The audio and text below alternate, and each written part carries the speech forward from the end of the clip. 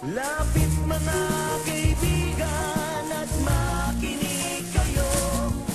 Ako'y may dala-dalang balita galing sa bayan ko.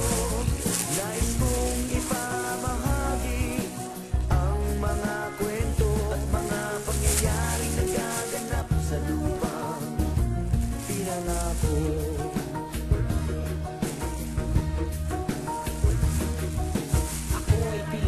Sa isip at sa gawa, ngunit bakit mga pinuno puro lamang salita? Isang gobyerno nakaisip murahin at matawa na may pamilyang kumakain ng kulang sa 2 beses sa isang araw. Minsan wala mang panlugo, bakit ganito kapapawis ang pagkain nilangaw? Ang dadaputin at kakainin ng batang gutom.